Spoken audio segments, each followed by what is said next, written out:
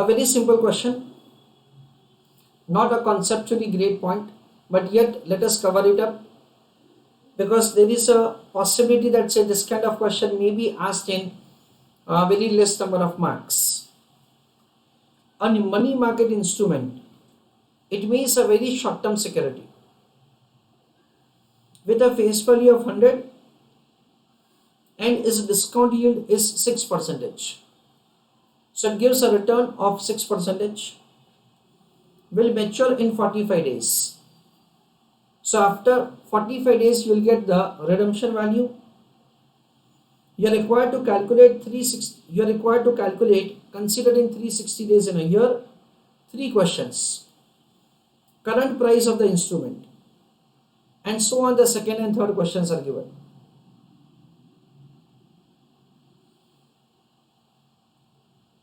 So over here friends, we are required to make the computation of the current price. Everybody is requested to pay attention. See over here, we have been provided with the information that say the face value is rupees 100.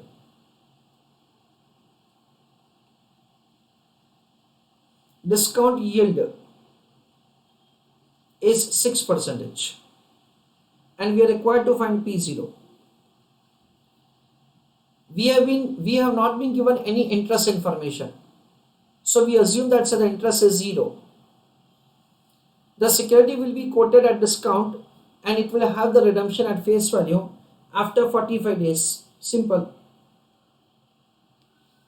So we are required to make the computation that say what should be the price of the security, so that say in 45 days time period you get a return of 6%. So we understand something like this.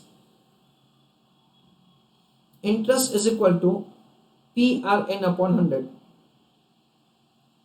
That is what we understand. And further we understand that the maturity amount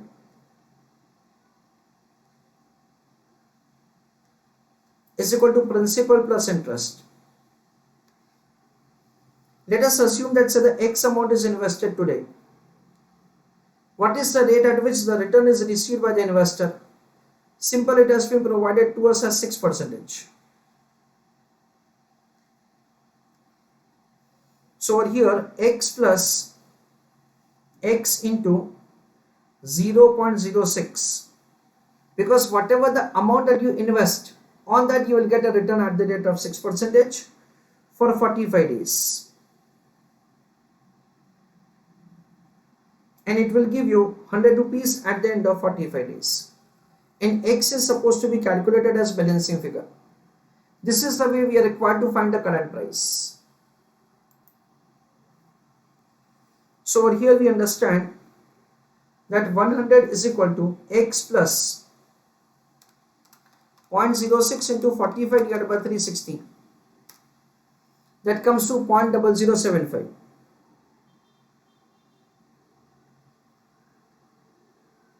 So 100 is equal to 1.0075x, and x will be found as balancing figure. 100 divided by 1.0075.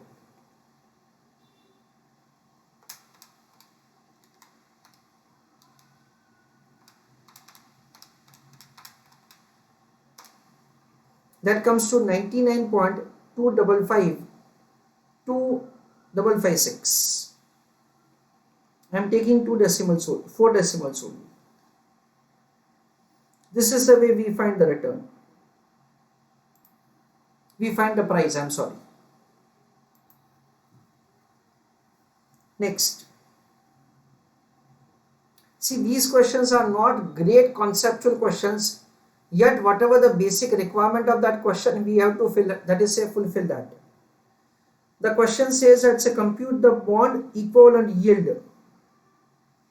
And the third question is, this is the third question, the effective annual return. That is the question. So let us have understanding that say how to make the calculation of the answer for the second and third part of the question. It is bond equivalent yield and It is the effective annual return. Listen carefully. Over here we understand that again the formula is same. Interest is equal to PRN upon 100.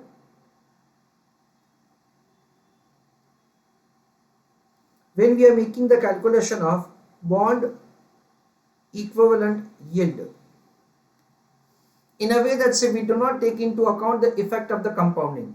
Listen carefully what I am going to speak. See, as an investor you pay this amount. Yes. So what is the return that you get basically? The return that you get is 100 minus 99.2556. This is the return that you get, approximately 74 paise, approximately. What amount did you invest? 99.2556 into R upon 100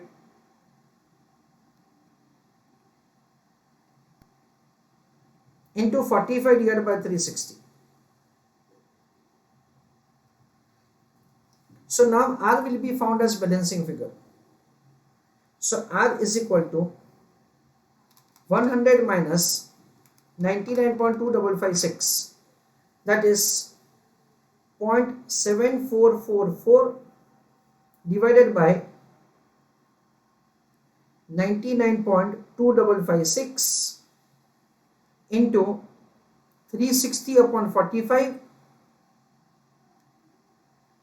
into 100. This is what we understand is the bond equivalent yield, means the return on the per annum basis without compounding effect. In a simple language, if at all I borrow, for example, $100, 100 rupees, and after 1 month I make a repayment of loan 101 rupees. So what is the interest? 1 rupee is the interest for 100 rupees for 1 month. So in a simple language, 1%. So if at all 1% is the interest for 1 month, then for the entire 12 months it would be how much? It is simply 12%. So the effect of the compounding is not considered in case of the bond equivalent yield. The second one is the effective annual return. The second one is the effective annual return. How do we make the computation of the effective annual return? Is similar to one of the formula that we were learning in our foundation level or maybe in CPT level. I don't know, whatever you have done it. The basics of the time value of money. Listen carefully. Effective annual return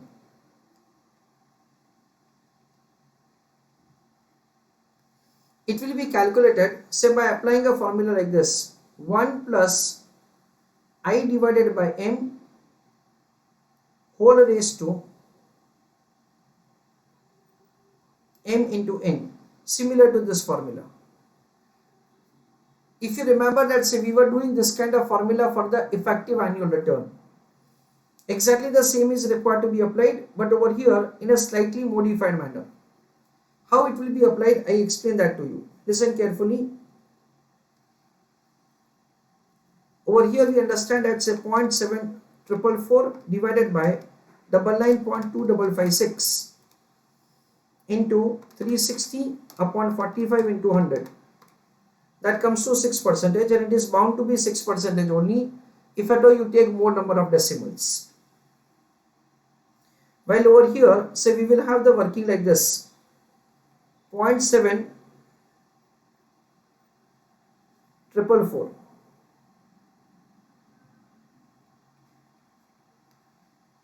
divided by 99.2556 plus 1 whole raised to 360 upon 45. This is the way we have to find answer. So 0.7444 divided by 99.2556, that comes to 0.007499 plus 1. So it is 1.007499. 360 upon 45, that comes to 8. So 1.007499, 2, 3, 4, 4 to the 8. So it is 1.06159. Whatever the answer that we have, from that 1 is deducted, so that we will get the return. Over here also it is 1 is deducted. So it is 6.159%.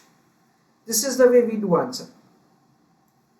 So the kind of example which I was giving you, suppose I borrowed 100 rupees. After 1 month I make repayment of loan 101. So 1% is the rate of interest, okay, for 1 month. So what is the annual rate of interest? It is 1.01 raised to 12 minus 1. This is the effective annual rate of interest. So the answer is 1.1268. So 12.68%.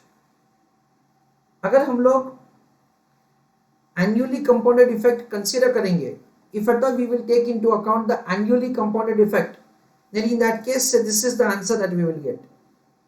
And if at all I take the simple, then in that case 1% for 1 month, so for the entire year it will be how much? 12%. The same thing is done over here. We have made the calculation of the effective annual return, in which we take into account the effect of the compounding. In that case the answer is 6.159. And if at all we ignore it, then in that case the answer is supposed to be 6%. I have kept the institute suggested answer over here. The institute has given suggested answer like this. First of all, it is the same answer, 99.2556, the answer that we got.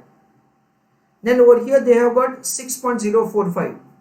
The only reason is they have, that is, made an approximation over here. If you do not do approximation, the answer is bound to be 6%. Because the first question and the second question, both of them are going in the same direction. But yet the answer is different only because they have made an approximation over here. In the third case, of course, the answer will be different. Why? Because over here, say the effect is taken on the annually compounded basis. So this formula you don't have to write. This is only for understanding that we were using in our IPCC or that is in intermediate time value of money. Write down this much answer.